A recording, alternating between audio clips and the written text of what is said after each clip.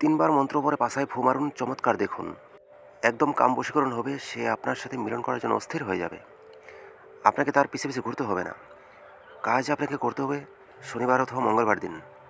সেই দিন কোনো প্রকার মাছ, মাংস, দুধ, ডিম এগুলো খাবেন না। একদম নিরামিষ খাবেন। এই কথাগুলো মানবেন। এই কথাগুলো না মেনে যদি আপনি নিজ মত মতো কাজ করেন, তাহলে কিন্তু কাজটা হবে না। আর যেদিন এই কাজ করবেন, সেদিন অবশ্যই কোনো গরিব মিসকিনকে কিছু না কিছু দান করবেন অথবা মিষ্টিমুখ করিয়ে দিবেন। তো যেভাবে বললাম সেভাবে কাজগুলো করতে হবে।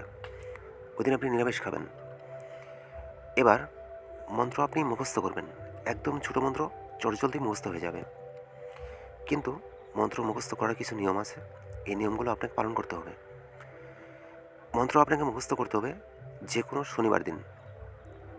মঙ্গলবারে করা যাবে না বা অমাবস্যা পূর্ণিমাতেও করা যাবে না। এই বিদ্যার এটা নিয়ম। মন্ত্র মুখস্থ করার যে টাইম, তা হলো একেবারে কাল সন্ধ্যাবেলায়, অথবা আপনার সূর্য ডুবে গেছে, ডুবে যাওয়ার 10 মিনিট সময় থাকে সূর্য ডোবার পর থেকে। এর মধ্যে যদি এটাতে না সম্ভব হয় মুখস্থ করার, তাহলে সূর্য ডোবার আগের আধা ঘন্টার মধ্যে আপনি মন্ত্র মুখস্থ করবেন। অবশ্যই আপনাকে পূর্ব দিকে আসন দিতে হবে, সামনে আগরবাতি জ্বালাতে হবে। এটা কিন্তু করতেই হবে। এই ছোটোখাটো বিষয় আপনারা মিস করেন, হয়তো বা ভিডিও কেটে কেটে দেখেন। এই যে যে নিয়মগুলো বলা হয়, এগুলো মিসিং হয়, যার ফলে কাজটা হয় না। এগুলো মিস করা যাবে না।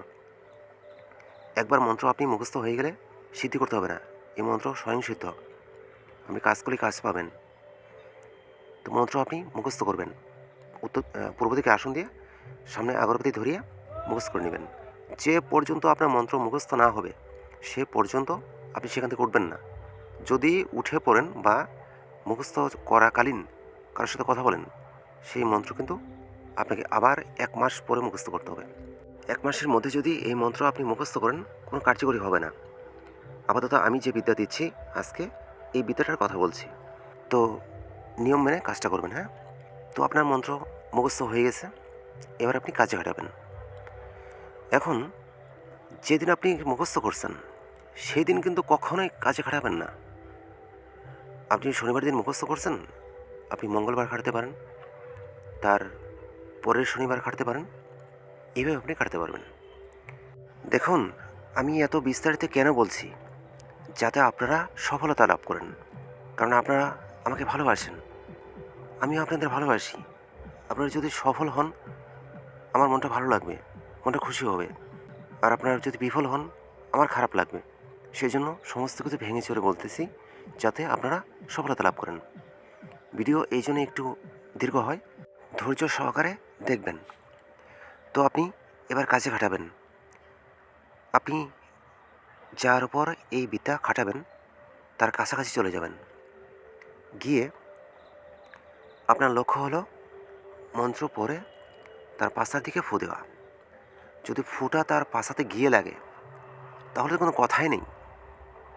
1 মিনিটও যাবে না, তার খবর হয়ে যাবে। আর যদি একেবারে কাছাকাছি না যাওয়া যায়, আপাতত কিছুটা কাছাকাছি যাবেন, কিছুটা হলেও কাছাকাছি যাবেন। গিয়ে একদমই মন্ত্র 3বার পড়বেন, একটি ফু দিবেন। দিয়ে আপনার বাঁ হাতের কনিষ্ঠাঙ্গলে দাঁত দিয়ে 3বার হালকা করে কামড় দিবেন। ব্যাস, আপনার কাজ শেষ। এরপর খেলাটা দেখতে পারবেন। সবাই ভালো থাকেন।